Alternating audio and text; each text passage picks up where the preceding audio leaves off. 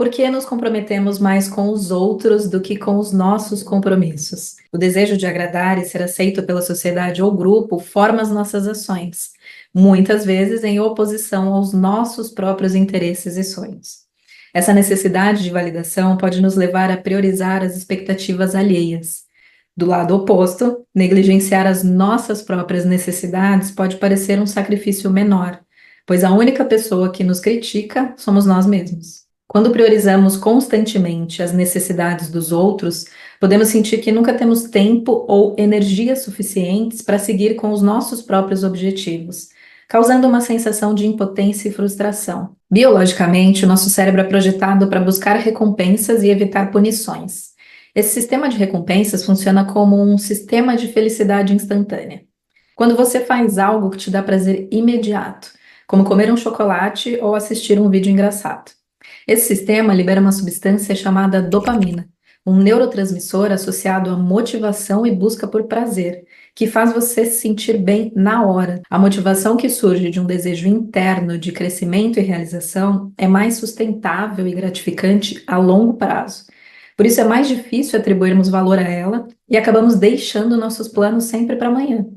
Quantas vezes você já disse para si mesmo que amanhã você faz? Como resultado, nosso cérebro não recebe a mesma sensação imediata de recompensa, o que torna mais difícil se motivar e se comprometer com essas tarefas. Entendendo como esse sistema de recompensas funciona, podemos tentar encontrar maneiras de equilibrar nossas atividades, criando pequenas recompensas para as tarefas mais difíceis e lembrando dos benefícios de longo prazo para manter o foco e a motivação.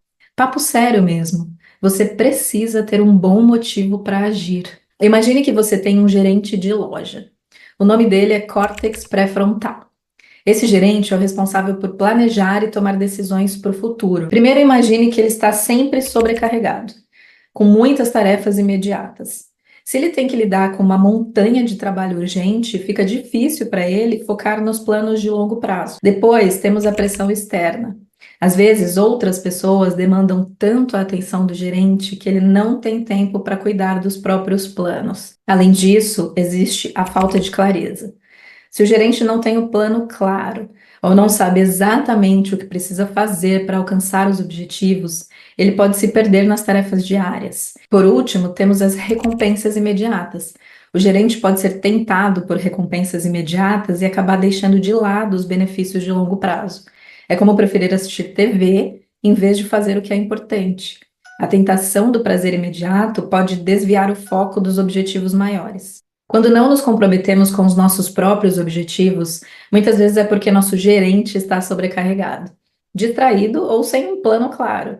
Isso nos mostra a importância de cuidar bem do nosso gerente interno, para que ele possa nos guiar com eficácia rumo aos nossos sonhos e metas. Nós subestimamos a passagem do tempo, sempre achando que teremos mais oportunidades no futuro para seguir com os nossos objetivos pessoais. O tempo é um recurso finito e incontrolável.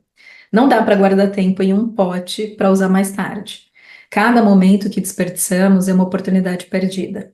Quando a gente se dá conta disso, percebe como é importante valorizar o agora e começar a agir em direção aos nossos objetivos hoje. Quando nos comprometemos com as nossas próprias metas, nos tornamos os autores da nossa vida. Esse compromisso exige disciplina, autoconhecimento e uma visão clara do que realmente queremos alcançar. Renove diariamente os seus compromissos com você mesmo. Se dedique com paixão e responsabilidade. E aí, você está decidido a se comprometer com as suas metas e os seus sonhos?